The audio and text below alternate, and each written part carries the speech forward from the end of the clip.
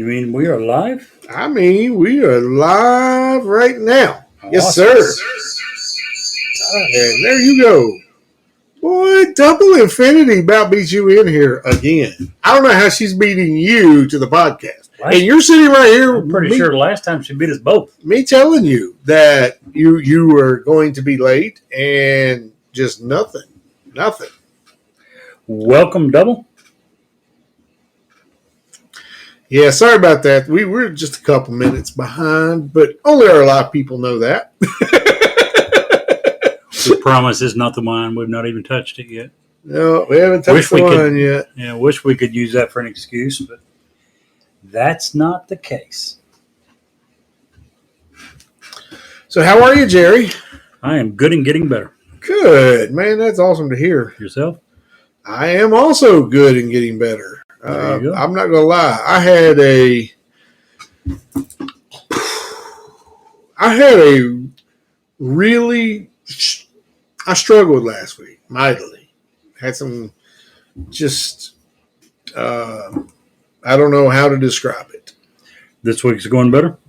So far, last week it was sort of like I had. Have you ever had? Do you have weighted blankets? Have you ever slept with one? I would probably commit suicide before I could sleep an entire night under a weighted blanket. Okay. Well, I have restless leg syndrome, so they really do help with that. And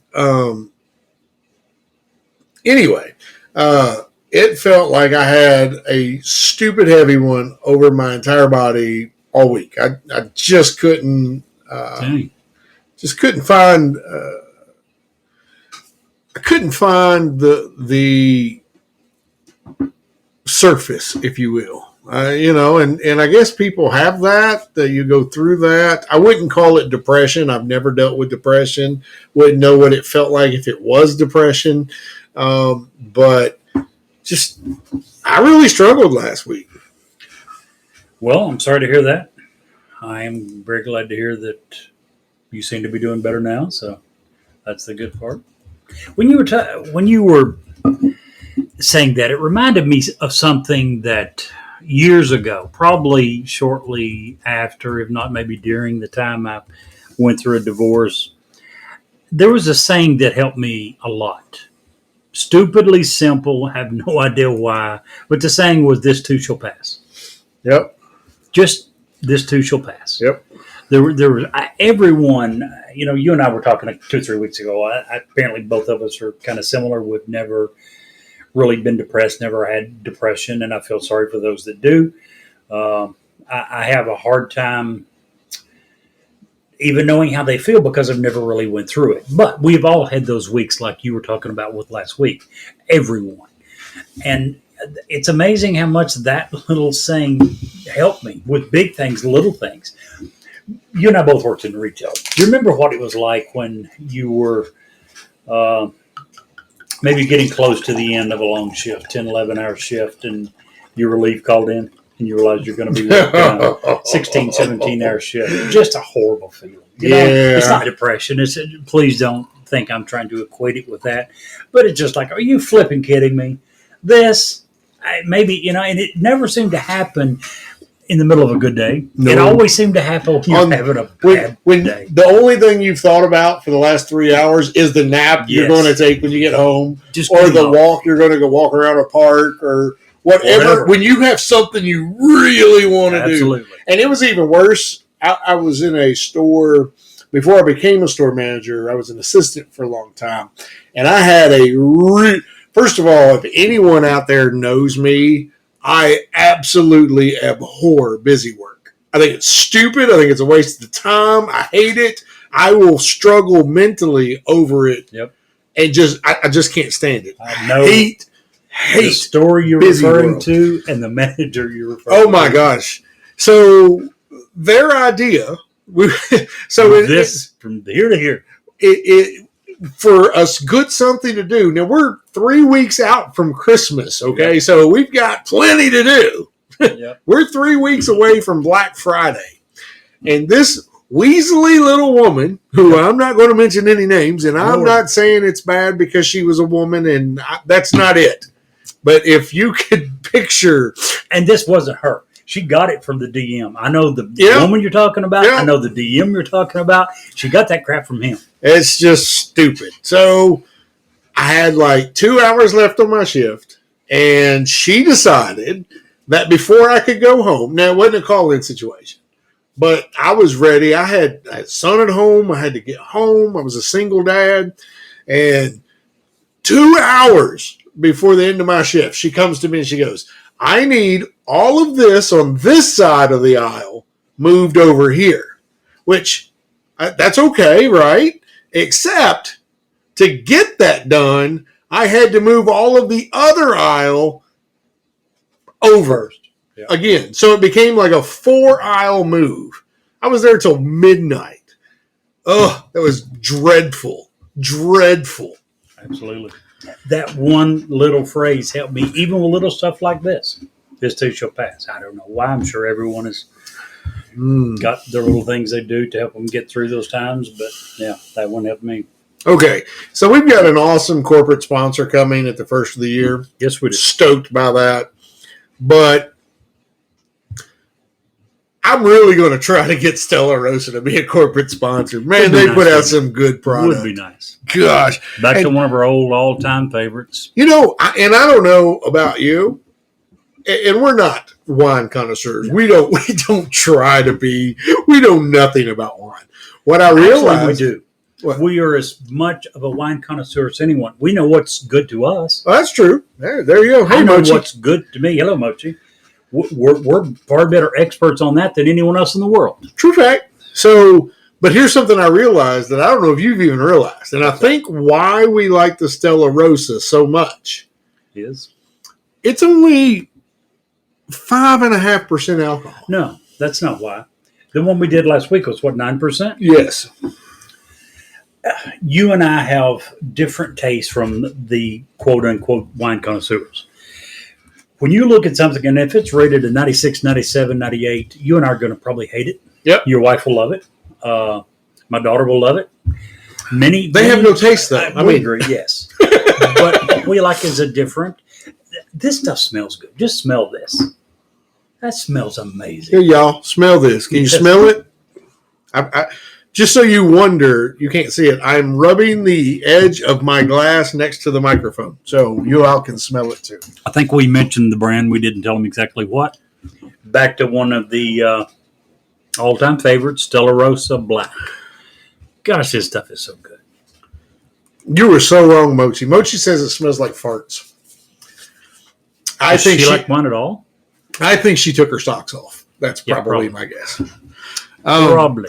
So if people wanted to reach out to us, Jerry, how would they do that? Well, there's a couple of ways to do it.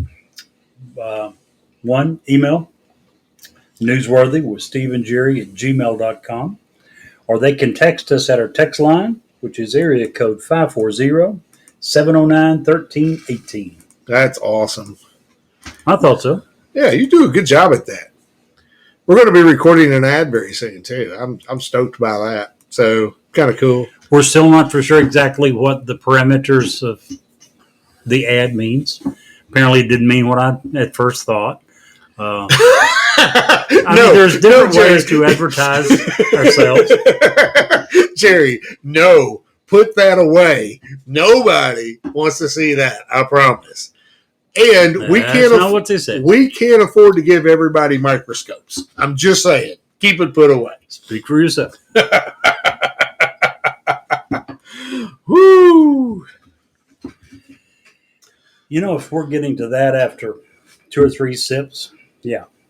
Even if it is only 5%, it must be really good. Well, hey, I need everybody out there to wish me luck tomorrow. Tomorrow, I'm going to the bank, and if it goes good, I will have all of my debt paid off. Very nice. Yeah. I'm so excited I can barely put my ski mask on.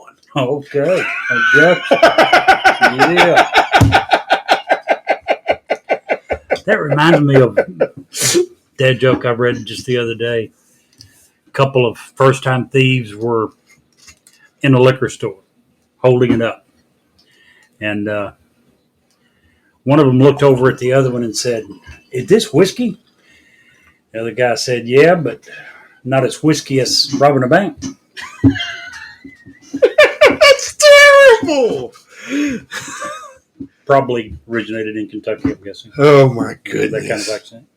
Hey, you can't. I pick on people all the time. But here, you want to hear a true story? Sure. Did you know that the toothbrush was invented in Tennessee? I did not. It is. Had it been invented anywhere else in the world, it would have been called a teeth brush. I have heard that one. I have heard that one.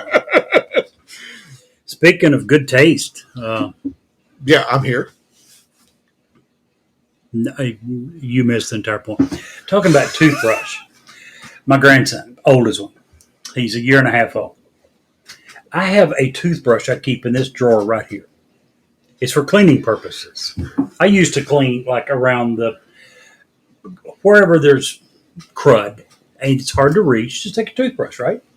Easy to clean.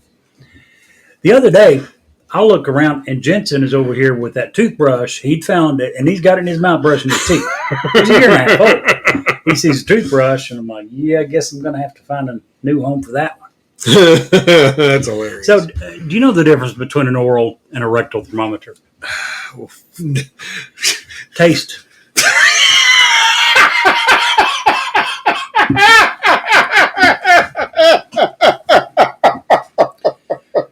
Glad we enlightened you on that. Oh, man. Yeah, I was just thinking I'm glad that it's bad enough that Jensen found the toothbrush, the cleaning toothbrush. Glad he didn't find the thermometers.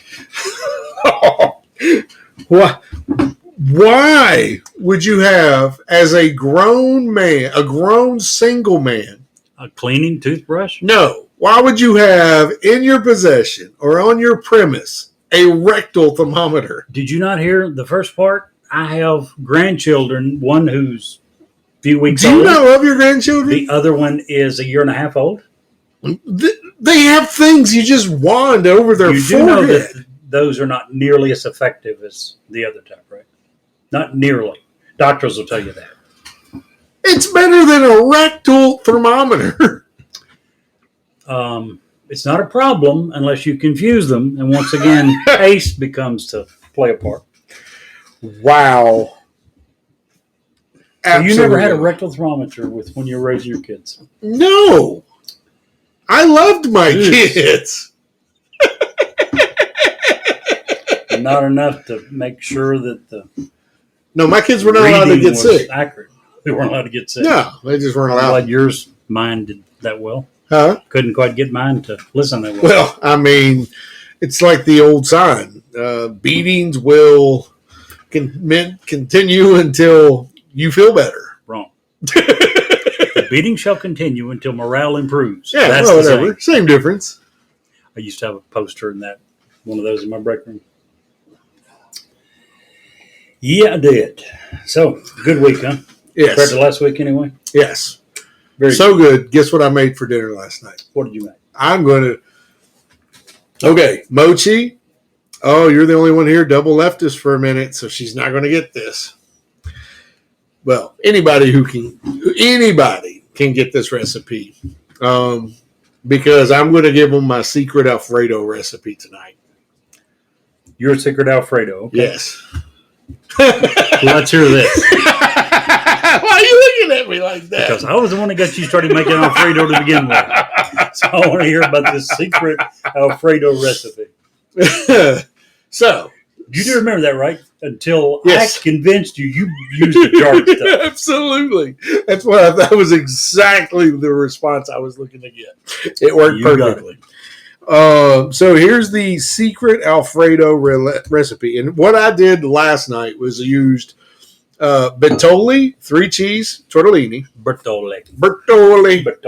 I used that with the sauce, and the sauce is most important. It starts with 1 stick of butter, 1 8-ounce package of Philadelphia cream cheese. What does that look for? Go ahead. weird. I'll fix this recipe for you guys later. You do not need to fix anything because this is perfect. Then, as that's melting, you're melting that in a pan. You're going to stir in 2 cups of, I prefer whole milk. Some people put 2% if they want. If you're doing this recipe, go all in. Do whole milk. As that's done, 2.5. The recipe actually calls for 2 tablespoons. Not old milk, whole milk. Gosh, 2 teaspoons of garlic powder. I actually prefer regular fresh garlic, and I use 2.5. Pepper to taste. When that's all done, and the best part, 6 ounces, 6 to 8 ounces of finely shredded Parmesan cheese. Parmigiano Reggiano, if you have it. Put it all in there, stir it up. When it's good and melty, you just put that on your pasta. I also add grilled chicken, and you will never. That's not part of the sauce. No. I'm making a whole meal. Yeah, that makes it a meal. Yeah. You get your protein, you have your pasta, and then you have your sauce on top of all of it. You can do that whole recipe, even cooking the chicken in 30 minutes, and it's delicious. You will never buy jarred, and Jerry's right, you will never buy a jarred thing of Alfredo again, ever. And chances are you're probably never going to order Alfredo out again either, because it's just too good. It's not only that, it's so cheap. It's cheap to make a really good Italian dish. The way that you were pretty close to the way that it's traditionally made. Traditionally, if you would use that exact same recipe, only take out the cream cheese, take out the milk, and use heavy whipping cream. Yeah. Same difference. And that's you first threw me when you're talking about the cream cheese, but yeah, I can see that. Mix the cream cheese and the milk, you're going to have heavy whipping cream. Right. And I always have heavy whipping cream at the house, but that's for my coffee. Nobody touches that. Really? Nobody touches my whipping cream. That's bad. I've never liked it. I thought it was a little too thick. I put half and half in my coffee when I'm not a big coffee drinker. That's one of the many things wrong with you. Alfredo sauce is one of those sauces that once you make it, you realize how easy it is, how freaking awesome it is, and you'll never go back to the jarred stuff again. You can make some really awesome meals with that sauce. So, Jerry. Good stuff. We Yes. made a couple of decisions this week. First decision is we're not going to have an actual set format to our show. We're going to let the news dictate the format. Yeah, and that we're going to continue what we're doing until January. We're looking to have a really good reboot around the first of the year with the show, with the sound quality. We've enlisted some help. I don't know if we've made those calls yet, but we're working on getting some help to make our sound better because I'm really loud. Jerry's really not. Which is okay because I'm usually right and I have to overpower him anyway. So, but if you're usually right, why is it that somewhere between 1 and 6, 7, 8 years later, you almost inevitably come around to my way of thinking? I can list a number of things that I'm basing that on if you desire. I don't think that I have lived that long. To have 1 to 5, 6, 7 years? No, to have come around on 6 or 7 things, one every 5 to 7 years. It can happen simultaneously, This is not a quick thing. It's not a concurrent thing. Yeah. Anywho, so we just decided, we enjoy what we do, and there's going to be some topics that, hey, we need a whole show for. There's going to be some topics that we need half a show for. And we don't want to get constrained and bottled in by what we're doing. And we actually had gotten to that point. Yeah, a little bit. Before, because once a month we did the interesting monthly news. The other weeks of the month, we were trying to do 1 or 2 topics, one together or one each. And there were weeks when we really had a hard time trying to find a topic that we thought was big enough to discuss for 30, 40 minutes. And I remember several times when we would be discussing how we couldn't wait until the first of the month when it was time for the interesting news format. We had all these smaller topics that we wanted to discuss, but they weren't the big one. So now we finally decided, you know what? We don't need to do it the old way. We don't need to do it the way that we've been doing the last few weeks. Because, for instance, this week I've got a topic that I'm going to discuss maybe a quarter of the show. Yeah. It's big. Not big enough for a whole show, I don't think. But definitely exciting. It is big enough for a whole show. I just am not smart enough to discuss it for a whole show. Well, that and it being on radio or a podcast, it would be very difficult to convey long enough for that. And it's a lot of technical information. Yes. It would get boring coming from me if I tried to turn it into. Well, I mean, it'd get boring coming. One of my distant in-law cousins is an actual rocket scientist, and I'm pretty sure that she would make that topic boring as well. So, certain things. But anyway, so this week, interesting news topics. You want to go first? Sure. Yay! I'll start with a big one. Ooh. I was asking you earlier. And of course I said, yes, I'm wonderful. What next? I asked you if you had heard the big news. And to me, this really is big news. When I was talking to my daughter yesterday, this news just happened yesterday. I asked her if she'd heard the news. She was like, what news? I said, let me put it this way. For your generation, it's probably the equivalent of Neil Armstrong's first step on the moon. Maybe a little bit of an exaggeration, but I don't think so. Yesterday, it was announced that for the first time in history, United States scientists at the National Ignition Facility at the Lawrence Livermore National Laboratory successfully produced a nuclear fusion reaction that resulted in a net energy gain. Now, we've known about nuclear fusion since the 1930s. We've been working on it since the 50s or 60s. There are several different laboratories around the world who have successfully been able to recreate nuclear fusion several times over the last 20, 30 years. What they have never been able to do until yesterday was to have a net energy gain. Now, some people are thinking, well, we've got nuclear power plants around the world, several in the United States. Need some more. What's the difference? Well, actually, maybe not. What we have right now, every nuclear power plant in the world is fission-based, not fusion. Fission is when you're splitting atoms. There are a couple of huge advantages to fusion. Number one, it produces, scientists say, theoretically, not that we've got anywhere near there. Again, yesterday, for the first time ever, we were able to get more energy out of the reaction than it took to cause it. First time that had ever happened, and that's the big news. But again, every nuclear power plant that we have is fission-based, splitting the atoms. Couple of problems with that. Number one is the fuel that is required. It requires uranium, highly radioactive. You mentioned about we need more. It produces clean energy. It's not like oil or coal-fired plants. It's clean energy for both. But it requires uranium, which is highly radioactive. If there is a problem at the plant, such as 3 Mile Island, such as Chernobyl, Fukushima a few years ago was the most recent huge one. What happens is the radiation is released into the vicinity. Depending upon how much is released, the area close to Chernobyl is not going to be livable, they believe, for a few hundred years. That's what the potential disaster is. So whenever we say that we need more of the nuclear fission places, that's debatable. There's a lot of people that have said, shouldn't we have learned our lesson from 3 Mile Island? Shouldn't we have learned our lesson from Chernobyl, from Fukushima? So the difference, again, is the two things. Number one, fusion gives out approximately 4 times as much energy as fission.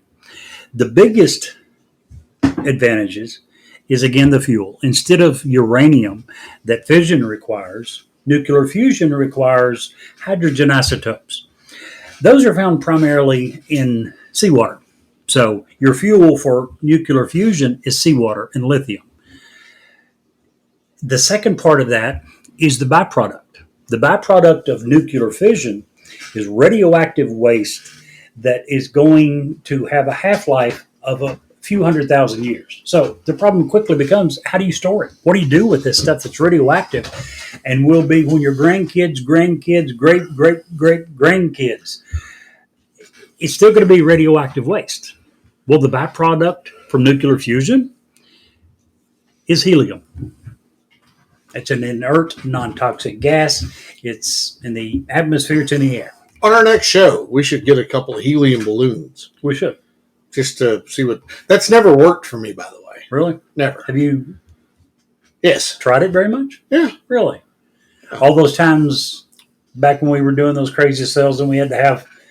We would have to order the tank every time, right? And have the balloons. Never did anything for me. Really? Well, I'm pretty sure we can get you talking. But I've got like really big vocal cords apparently, so that would explain a lot. Take a deeper breath? Yeah, maybe. So, we're looking at something that has the potential to very possibly solve the climate crisis of the world. When we're talking about the hydrogen isotopes that can be found in seawater, again, there's also some of this that is available terrestrial on land. And scientists believe that there's roughly enough to power the entire Earth on land, to power the entire Earth for roughly 1,000 years. They believe that there's enough available in seawater to power the entire Earth for a few million years. This has the potential of solving the climate crisis. Again, we're 20, 30 years away from this becoming commercially available. Only yesterday, for the first time ever, were we able to get out more energy than we put in. It takes an incredible amount of energy for this reaction. There's plasma that has to be heated to somewhere between 150 and 300 million degrees centigrade. Gosh, five times hotter than the sun at its core. It has to be hotter than the sun because the sun is doing the same thing. The sun is nuclear fusion, but it has an intense amount of gravitation that it's using as well as super hot temperatures. But so, yes, this is getting up to your level of hotness. Exactly. Approaching. Okay. Yes. I just wanted to clarify that. Thank you. You're welcome. But yeah, this was super huge news. It's unfortunately not something that we're going to see the results of in the next year or two. Odds are I probably won't see it. Good chance I won't see it in my lifetime. Our kids will. Our grandkids certainly will. So, do you think that at some point when we're out there exploring the stars, they've determined that there's oceans throughout our entire solar system, that they could stop in, fill up, and take off again? I don't think it will be necessary. Here's what I mean. If we are at some point able to extract the majority of the energy, we could take a 5-gallon bucket of seawater and it would power that spacecraft for a few hundred years. Oh, wow. Okay. So they're probably not going to need that. They're not going to need to be able to, they're not going to have to stop somewhere. Again, that's if we are able to someday get to the point that we can extract the majority of the energy. That's a long way off. Yeah, well, that's nowhere in the vicinity. But yesterday was one, in the words of Neil Armstrong, it was one small step for man and one giant leap for mankind in being able to get to where we want to be, which is to have energy that's available around the world. Again, this is never going to be something that you're going to have a nuclear fusion plant, I don't think, in your car. It's just not scalable to that level. It's going to be way too expensive. But what it will do will be to allow the creation of energy at such a low cost that at that point, it will be far, far cheaper to have electric vehicles. And at that point, hopefully batteries have increased to the point that you don't have near the loss that you do now. Guys, this was huge. This was a big one. I agree. Hopefully. I just hope that with such low cost, with such abundant resources in order to make this, that they make this a free resource to the world. It will not be free. And when I say low cost, it's going to be low cost comparatively speaking. It's still going to be extremely expensive extremely expensive to make. But once it becomes mainstream, once the cost begins to go down dramatically whenever you go from one or two to a few 100,000 pieces being produced. Sure. When this becomes mainstream and it's being used around the world and costs drop, it will become far cheaper than it is now. Far safer, far cheaper. Again, it's not going to be cheap enough that it's ever going to be able to be free. These plants that they will have to someday build for nuclear fusion plants will cost, in today's money, probably a few $100 million. So it's not going to be free. So, switch gears for just a second. Got an email at our email line, newsworthy with StephenJerry@gmail.com. Nice. What do they say? They say, just simple put, dad jokes. We'd like to see a whole episode of dad jokes. So maybe first episode in April, we can do a dad joke episode. Let's not commit to that. First of all, have you watched any episodes of people doing dad jokes? 5-10 minutes is about the longest that I saw. I can't imagine coming up with enough good dad jokes to do. Let's say we cut out. What's our typical length?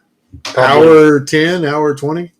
So we're talking about 40, 45 minutes. If we cut it in half, 40, 45 minutes of dad jokes.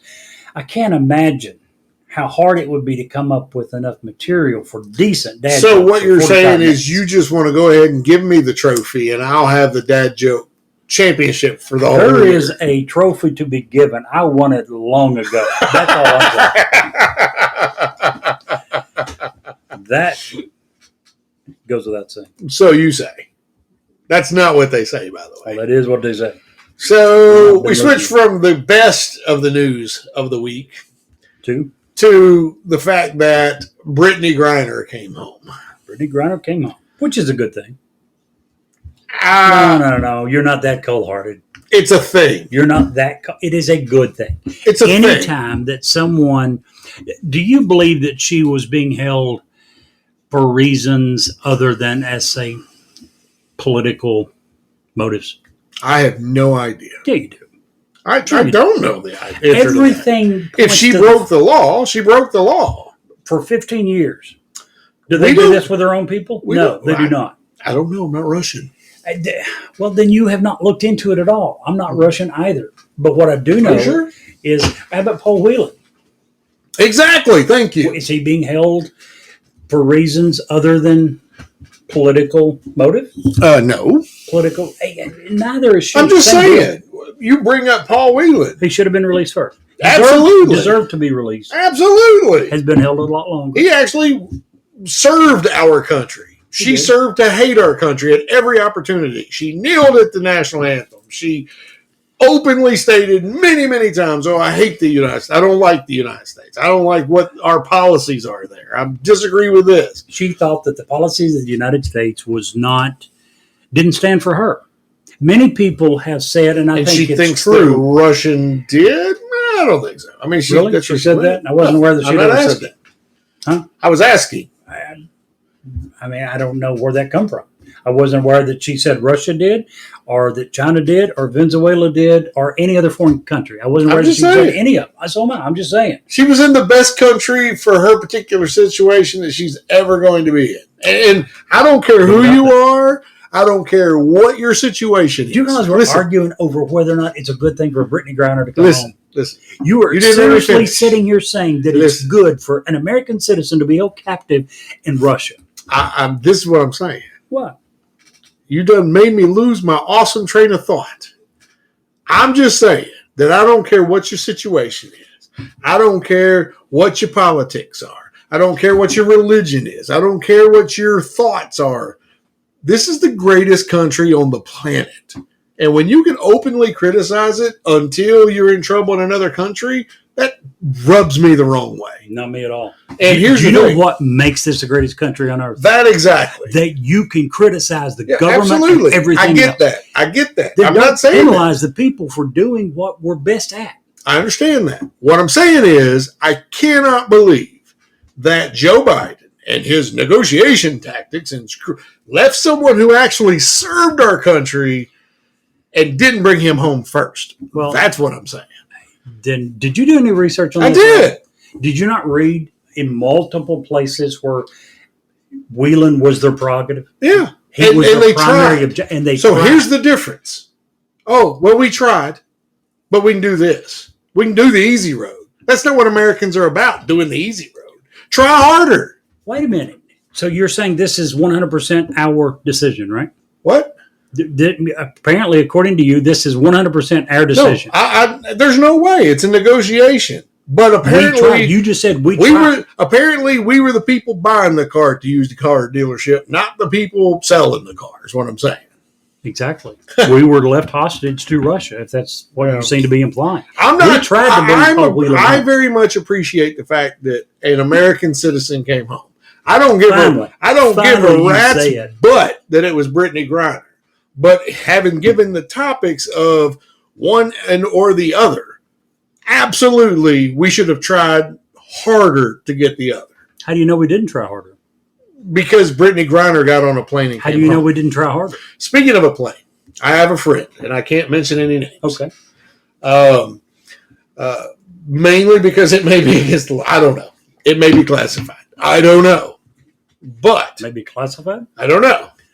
So one of my friends, who's a pilot, got a call that said that they were going to go to Maryland and pick up a federal criminal, which isn't unheard of for her company. And they were going to fly him up to New York. And I forget the name of the airport in New York. So they went over there and they flew over there and they picked him up. When they got there, there was 7 U.S. Marshals standing around one little dude. Wow. 2 U.S. Marshals got on the plane with him, and they all sat down. They bolted him to the seat or whatever, and they took off. On a manifest like that. On a private plane? Why in the world would the government do this? Wait, you'll see. Okay. So, because I'm thinking Con Air. Isn't that how they do all the prisoners, right? They just put them all together. This guy. Or if it's a high risk, you think it would be military flight. Right. I would have thought. So anyway, they look back and the captain of the plane has to have a manifest listing every passenger, their height and weight, in case there's an accident, in case they are over in fuel cost or whatever. They fly up there, they get off, the guy speaks in a sort of a Russian accent to the U.S. Marshals. Not much, but a little bit. They get to the New York airport. There are 10 more U.S. Marshals waiting beside a van. They pull off, and they on these particular flights, they use a special runway that's off. It's not on the main airport. They taxi there. Passenger gets off, and the captain again says, "Hey, we really need a name because they have the name of the 2 Marshals and John Doe." And the guy's like, that's over my pay grade. Let me grab my supervisor. So he grabs the supervisor. Supervisor comes on the plane and says, we're not giving you that. I would have thought that would have been required before you left the ground, not after you get there. It is, but there are certain circumstances when dealing with the federal government. They have some right-of-way there. Sure. And the supervisor says, I'm not giving you that, but if you watch the news tomorrow, you'll probably figure it out, and leaves. Guess what happened on the news the next day? The swap. The swap. My personal friend, got to fly the Lord of War, Nick Cage, his character in that movie, to New York for the prisoner swap. I can't fathom that we would use a private. Oh, I'm sure that probably costs $15,000-$25,000, somewhere in that ballpark. But for security reasons, why don't you use a government military transport? I have no idea. Do you know who Victor Bout is? Who? He's a Russian assassin. He's been in custody, I think, for around 10 years. He's the guy that Russia asked for Whelan. Are you saying that we should have traded? We should have made that deal? You're saying we should have tried harder. We had an offer from Russia to release Whelan. They wanted Victor Bout, an assassin that's been in custody in prison for over 10 years. In your opinion, should we have made that trade? Is that what you're saying? I don't know. No, I don't know all the particulars. I'm not saying I'm smart enough. You're saying they were stupid to make the trade they did. They should have brought home Wheeler. We had a chance. By the way, we also had a chance a couple of years ago. Donald Trump has recently announced that he was offered the same deal and he turned it down. He said no way in hell was he going to give them Victor Bout for Paul Whelan. But now you're criticizing Biden for doing the same thing. Well, I would have never had I known that. I would have criticized Trump as well. No, I don't. Why do you think there's two United States presidents, one Republican, one Democrat, and both of them have said, this maybe isn't a good deal. Maybe it's not a good deal. Maybe this is a guy bad enough that we can't be releasing. Okay. Just maybe. Okay. You think? If you're not going to give that guy, then Brittany has to sit there a few more years. Sorry. Why? If the deal for Brittany we think is not that big of a deal, the guy's not a huge danger to the United States, that we didn't release Victor Bout. I know. The guy we did live has been known for funding or supplying weapons to both sides of armies that created around the world. He's a terrible guy. Not just one. He's a horrible human being. So we're going to trade him for a WNBA star who hates America? No. So what price is okay to pay? Who would have been okay to release for us? I don't know. Do we have any of their basketball players? No, because guess what? We don't go take pawns like they do. We don't go take innocent citizens and say, we're going to hold you in prison, hoping that we can swap you for someone that we would like. That's what Russia does. They did it with Whelan. They did it with Brittany Griner. There's another guy, a teacher, that was over there too. Yeah, forget the name. But in the past 10 years, there's been many. They routinely do this. I don't even know why people go over there. I don't either. I wouldn't. I think it's beautiful, but I don't think I'd learn Russian before I go. Even so, how does that help? They think you might be. And Paul Whelan, other than the fact that he was an ex-Marine, although, as you were saying, it's not like he was left on good terms. No, he was he wasn't dishonorably discharged. He was discharged for bad conduct. He was forced out. Yeah. But they thought apparently he was a big enough bargaining chip. They decided to take him. They've kept him for, 4 years now? I guess. All right. It's sad. It is. And it's good. I'm glad can continue her. I'm not a fan of hers, but I'm glad she's home. I hate to see forget American. I don't care if they're from Spain, France. I don't care. German. If Russia's holding them as a political pawn, you say that when they can go home. Let me did you see the tweet by Joe Jorgensen to Kamala Harris today? Kamala Harris, it was either today or yesterday, made a big, long tweet about Brittany Griner coming home and so excited and blah, blah, blah. And Joe Jorgensen said, now, about the 500,000 people still in prison in America for the same thing, when do they get to go home? Well, you and I have said it for a long time. We don't know if it's a meme or if it really happened, but there's a... Oh, the guy. Yeah. I think what I saw was a meme. And it was an elderly guy standing beside a billboard in California, and he's looking up at this billboard, and the billboard is advertising for home delivery of medical marijuana. And the guy says, I just got out of prison after spending 25 years for this, and now it's not only legal, they're friggin' advertising it on billboards. Right. It's crazy. It is. What's your next topic, sir? Well, I've got a good one. Ooh, good one. And a nice picture to go with it. Oh, is it feet? No. Are you kidding? Thought you knew me. In England, London, England, police break into a gallery to rescue an unconscious woman slumped over a table. She turned out to be an art installation, a mannequin. An employee of Laz Emporium in London's Soho area came downstairs. She'd gotten off work. She went upstairs, made a cup of tea. She came downstairs and discovered the front door off the hinges and two very confused police officers.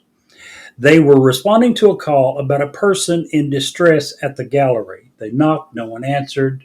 They broke the door down. They thought the woman was dying. There's the mannequin. Oh my goodness! An art exhibit. You got to link that to the page. I'll put the picture up on the page. Yeah, that's it. Well, I've got some more war news. Are you ready? Let's hear it. Are you familiar with the USS Texas? Yes. Mighty main battleship. Sure. Over 100 years old. Saw service in World War I, World War II. Didn't know it was quite that old. I knew it was Vietnam. World War II. Didn't know it was World War I. Absolutely. It's one of the main flagship battleships in World War I as well.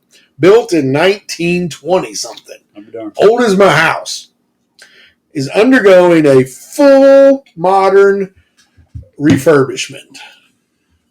But that'll cost a lot of money. It's somewhere around $35 million. That's all? Probably not way more. Well, I was leading you all up to believe that we're actually going to put this old ship back in service. It's not. It's going to become a museum. Active museum.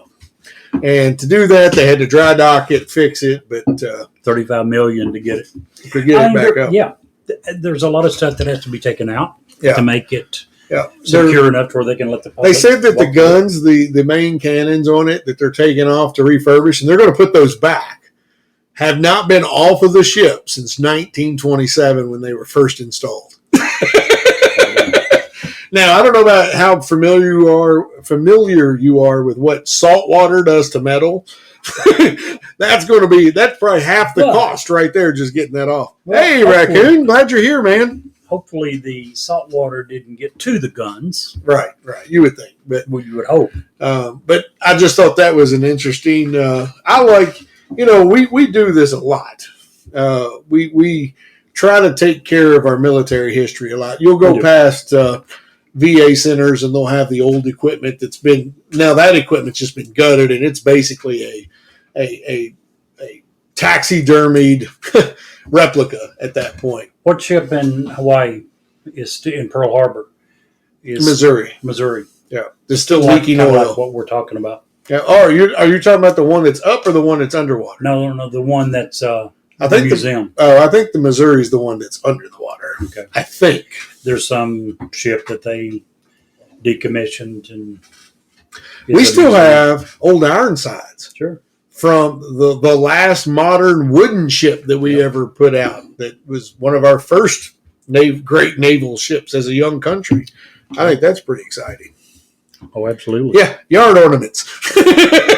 That's what Raccoon says. Well, that was my topic. I just wanted to bring that out, and I was pretty impressed. My grandfather may have worked on that ship. That was what he did in the Navy. He was in the Navy for 15, 20 years, and he was a diesel mechanic. There you go. Wouldn't that be wild to find out that he did? Before he passed, I had got to see his discharge papers, and then we had the flood and lost all of that. And I wish I can't tell you how many times just that one document I would have loved to have, because he served on pictures of it. That was pre-cell phone, so you'd had to actually take. But he served on like 11 different ships during World War II. Mm-hmm. So it's a very good possibility he was on one of those ships. So anyway, to get us in the holiday spirit, my next. Oh yeah, Christmas is close. It is. What do you get me for Christmas? Is it something awesome? Is it great? I don't know. Is it wonderful? I may give you probably. Okay. I may give you what this guy's giving. I don't know.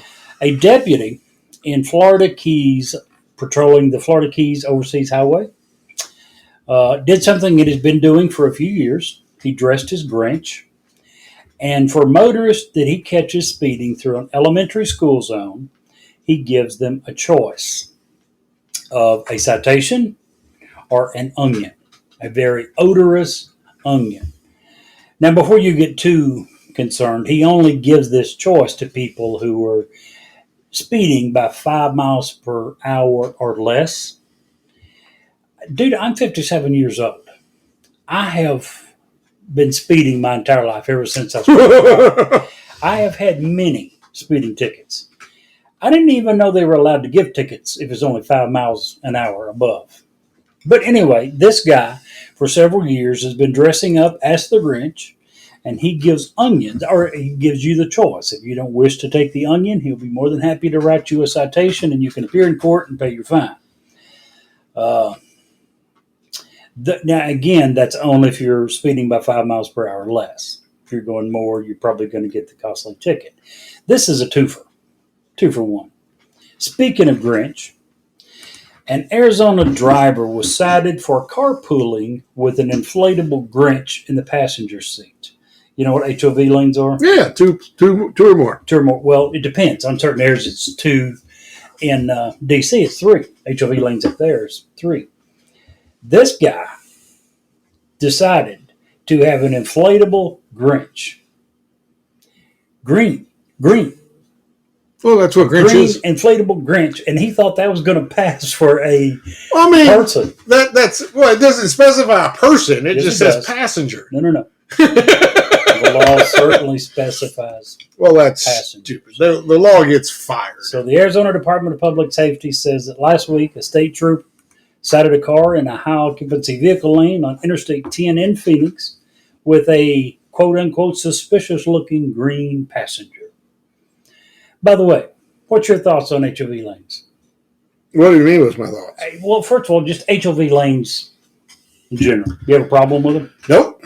Secondly, in DC suburbs, and I'm sure it's different by area, but up there, it's HOV 3, so you're required to have 3 passengers to get in those lanes, unless you have a hybrid or electric vehicle, in which case you get a pass and can enter them single passenger. Now, what's your feeling on that? That's because if you have a total electric vehicle in DC traffic, chances are you're going to run out of battery before you get out of traffic. So they don't want to have to bring generators out and generate electricity for all these cars that are going to be stalled in all the traffic. So that's the only reason that the fully electric cars get in the HOV. I had an assistant manager, April Rawls, for many years, and April and her husband both had worked in the military. They'd both been in the Air Force. When she got out, she went into private service, public service, and he stayed. He was working for private companies, but it was still defense related, a subcontractor, and he worked in D.C. and he had a Prius. And that was the only reason. And this was probably 12, 14 years ago. I was going to say that was before Priuses were cool, but they're still not cool. Well, they were the hybrid. No, they weren't cool. He didn't like it. He did it because it got him an HOV with only one person. Now, I do have a question. Sure. Do they make that lane a heavier grade of asphalt? Because hybrids and fully electric vehicles are way heavier pound for pound than way heavier. Heavier enough. Not substantially at all. I've seen them. I don't care what you've seen. I'm just saying they're not heavier considerably. They might be 5, 10, 12, 15%. They're not considerably heavier. But it depends. HOV lanes vary considerably from area to area. The last one that I was on was somewhere in Tennessee. And it was connected to the other lanes. It was just the farmost left-hand lane. And it was clearly delineated, and it was marked as HOV only. In Washington, on I-95, between Fredericksburg, just north of Fredericksburg, probably Stafford, all the way up to Washington, D.C., the HOV lanes are actually separate. They're in the middle. There's 3 lanes, 2 part of the way, 3 lanes the rest of the way. And they're built in the center. They're totally separate. They have entrance ramps and exit ramps, but they're totally separate from the others. But no, they would be built, I'm sure, to the exact same specifications as the others. I know you went through all that, and I was just joking. I don't even know why. They're not considerably heavier. I was joking. But it's not even a good joke. I was trying my best to just annoy you over your fascination with hybrids. I just think there's no doubt they're the thing of the future. And it will come, whether it's through nuclear fusion, when that day comes and electricity is, readily available and clean and all that. Again, it'll probably be a lot like cigarettes. You severely hate electric vehicles. You would be one of the last ones to voluntarily adopt that technology. I would be totally happy with a hybrid. I would. Oh, would you really? I'm surprised at that. No, I would totally be happy, but not the total electric. And here's the way they'll do it, and I'm sure it's no surprise. They'll just tax you. Well, exactly. They'll tax it. They'll tax it to where, unless you're friggin' rich, you won't have a choice. They'll make it so expensive to own a straight gas vehicle that, for all intents and purposes, they're gone. Speaking of taxing, we need to get Clay back in here we do. At some point and just talk about tax and taxes and how much money we are taxed on the money we've been taxed to earn, on the money we have taxed to been spend on whatever we want to buy that's already been taxed. Taxes are annoying to me. Very much so. Anyway, sad news this year, college football. Mike Leach passed away. Very, very sad. Very unexpected from what I heard, right? Yeah. Until a week or two, maybe a week and a half. The day of. I mean, they didn't really even realize he was sick, and they just done. Oh, I thought he'd been in the hospital for a few days. No. He was in the hospital from a massive heart attack. Okay. But it had been several minutes before his family found him, several more minutes before the ambulances got there, to the point that they sent him in the hospital, and unfortunately, he was there and never regained consciousness. Mississippi, Ole Miss, Mississippi State. Just one of the most character guys that you'll ever meet. He was good-natured. He chit-chatted with the reporters and gave them very well liked. Yeah, loved. Ran a very clean program. Interesting type of football. Air attack. Just everything that I've heard and read was extremely positive. Top-notch guy. I'm really sad that he passed. Yep. Anywho, I just wanted to bring that up. But so it's my weekly yelling about Ukraine thing. Are you ready? No, I don't know why. I certainly by now should be prepared for it at the drop of a hat. But please go ahead. Well, the United States is, for many weeks, the arguments have been, hey, we're sending them all this equipment, but it's equipment we don't use. It's old stuff. It's artillery. Really. It's stuff where it's the older stuff. Not really. Yeah, exactly. That's what Fox is telling you, maybe, but that's not. No, that's what Fox is not. That's what CNBC and all these other people. No, they're not. Here's what we're sending now. We're sending pretty good stuff. We're on the ships on the way over there right now. Our Patriot missile systems. Are you absolutely kidding me? Why not just go ahead, go to Congress, the first country we've done that with, and say, "Oh, I know," but those countries were actually firm allies that we've been allies with for hundreds of years. Ukraine's a pretty strong ally. Okay, if you say so. Okay. The only reason we are allied with Ukraine is because they're on the Russian border. No other reason. No. There's one huge reason you didn't mention. What's that? They have been very closely allied with us ever since the dissolution of the USSR. Sure, because they're not stupid. They can say, oh, here's Russia who has nothing. Here's rich USA. Who do we want to be buddies with? Is there anything that they have done or said since in that time frame to lead you to believe that they're not honest in what they're saying to us? No, but I also don't believe that we should be supporting someone who thinks it's okay to dissolve an entire church because they talk against his leadership. Enough of the Tucker Carlson crap, and that's all that is. First of all, we're not doing this because of Zelensky. We're doing this because of Ukraine. We're doing this because your problem is with Zelensky. We're doing this not for Ukraine. We are doing this for our benefit to try to topple Russia. That's why we're doing this. Well, helping Ukraine is an additional benefit. We've been helping Ukraine ever since they split from the USSR. Sure.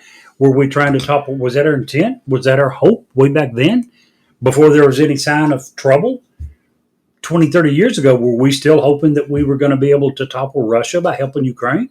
No, I think that it shifted. No, I think what it has always been is they were a country that come out of a dictatorship and started down the path of democracy. Worldwide, we have traditionally always tried to help those countries who make that change. Oh, I agree. we're still doing that with Ukraine. So you can't sit here and say that the only reason we're helping them is because we're trying to topple Russia. We're also trying to help democracy. In doing that same vein of thought, that we're just trying to help them protect themselves and we're trying to help them do whatever, right? Okay. Do you know what else we're doing in the world? What? With something even bigger than the Patriot missile system? What? Namely, missiles that have the range of up to 1,000 miles, that have the ability to carry nuclear warheads, the Tomahawk missile. We are now selling those to the Japanese. That's not surprising at all.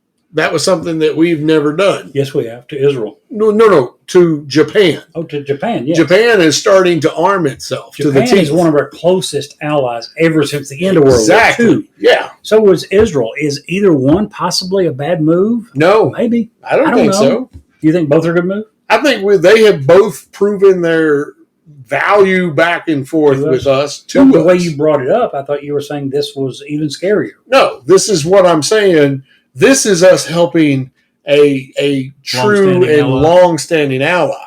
Hey, keep in mind this long-standing ally is from those nice people that brought you Pearl Harbor. Oh, I understand. So I understand when you say long-standing, you're only going back to the end of World War II. Right. I'm just saying. Yeah. So Israel, we have never been enemies with. Thankfully, as far as I know, in all the history that I've read, United States has been from its creation. Israel. From whose creation? From Israel's creation. We've been allies with them. Now, there's a couple of reasons Japan has decided to change. China has been modernizing its military exponentially the last 20 years. The U.S. has begun saying, you know what? We probably shouldn't be paying, not just Trump, even before Trump. We were beginning to say we probably don't need to be paying 100% of your defensive business. Right. And also close to Japan and within their striking range, which was proven a couple of months ago, North Korea is continuing to be a big threat there. These missiles, these Tomahawks, can also hit North Korea from Japan, mainly. I agree. I just wanted to bring both of those up. My turn? Yeah, sure. Well, if you thought yours was serious and heavy, wait for this one. Oh, no. A man in Idaho threw a paper plane nearly 50 feet. He set a Guinness World Record. Not only did he throw an airplane 50 feet, it went into a bucket, a target. What? 50 feet away, paper airplane into the target. How? 40, not hardly 50, 49.21 feet. This guy has got over 250 Guinness World Records. He does it. He's a STEM teacher, math and science, and he does all of this simply trying to promote STEM research, STEM education. Gotcha. He's a high school teacher. Yeah. Speaking of high school teachers, this isn't even on my list. Did you hear about in the Chicago school, and I don't know the name off the top of my head because it's not on my list, the dean of students who was caught on camera bragging to all his buddies about the level of, we'll say, sexualized products that was brought into the school? No. Oh my gosh. $40,000 a year to get into this school. You pay $40,000 to send your kid to this school. And he was caught on camera bragging to his buddies about how he let a bunch of, and again, not judging, just doesn't need to be in our school, LGBTQ folks and trans folks, and they were going around the high school part of the school talking about the differences between lube and spit, talking about how to operate vibrators and dildos, and what it's like to be a man trapped in a woman's body who dresses like a man. Jeez, OP. I'm just saying. At $40K, I'm going to be a little upset over that. I didn't mean to cut off with your paper airplane and your teacher, but that maybe reminded me of that. Here actually is the guy doing it. Oh, wow. That's cool. He's you should link his name is David Rush. He has been breaking Guinness World Records for years to promote STEM education. He said it took him several attempts, and had multiple close calls before he was finally able to successfully complete it. And the one that landed in the bucket was 49.21 feet away. That's awesome. Guinness World Record. Okay, so my last topic was negative, terrible. I've got a good one. Let's hear it. A good one. Guess what happened last week? What's that? The Orion and the Artemis splashdown. Yep. We completed it. Yeah. That means in, 2 years, we're going to take astronauts up and go around the moon. And in 4 years, we're taking astronauts and equipment up and putting them on the moon. That's pretty darn exciting. That is. I'm excited about that. Too. It is big. It's huge. It's been 50 plus years since we went to the moon. And this is the one conspiracy I do not hold to, just so you know. I do not think that the moon landing was faked. Just so you know. That's hard to believe. Why? There's a conspiracy theory that you do not subscribe to? I don't subscribe to most of them. I just like reading about them. In fact, you just like reading about them. You just like sending me, hey, what do you think about this? Just to get me to go research and prove it wrong. I would do no such thing. Thought you were slick, didn't you? I would do no such thing. I don't know why you would say such horrible things about me, Jerry. Gosh, that hurts me to the core. That hurts my innards. My innards. Do we have time for one more? Yeah, absolutely. We'll each do one more. Mine's a double. I'll make it quick. Oh, another large news. Another very important topic. Oh. Emu is on the loose in North Carolina. Authorities in North Carolina are trying to find the owner of an emu that was spotted wandering loose in Pearson County. Now, what did you just get through saying? What did you just get through talking about that you like to look into? Conspiracy theories. I've got one for you concerning emus. 4 days before this emu was found wandering in North Carolina, two escaped emus were captured in Ohio, but the guy had lost 3. Oh! One was on the loose. How do you think that emu from Ohio got to North Carolina? I don't know. Inquiring minds want to know. Maybe he stole a Corvette and drove. Possibly. That would give us a Kentucky connection. A distance of 455 miles. Wow. So that was actually one of them. No, we don't know. Oh. But according to you, absolutely. According to me. It's a conspiracy theory. It's not. He hitched a ride. Some truck driver gave him a ride. Haven't you seen the commercials? It's probably that crazy teacher you're talking about from Chicago. Probably thought it was a coach. He gave him a ride. He was on his way down to Outer Banks. So speaking of conspiracy theories. Sure. I got one small little conspiracy theory. It's only one line, but in Oklahoma, a pair of hunters apparently caught a skinwalker on videotape. You should look it up. I will do that. Yeah. Skinwalkers are a Native American thing. And if you've ever watched Mountain Monsters, can't say that I have. That's all I'm going to say about that. All righty then. Now, I've talked a lot about equipment this episode, and I apologize for that, but I got one more thing. So we've used the Black Hawk helicopter since about 2 years after Vietnam. Very long time. Very long time. The Army has finally acknowledged it's time to replace it, and their replacement for the Black Hawk is the V-280 Valor. Okay. Now, if you look at the V-280 Valor, you're going to notice that has a striking resemblance to another airplane or another craft that the Marines used for a long time. Still do in some respects.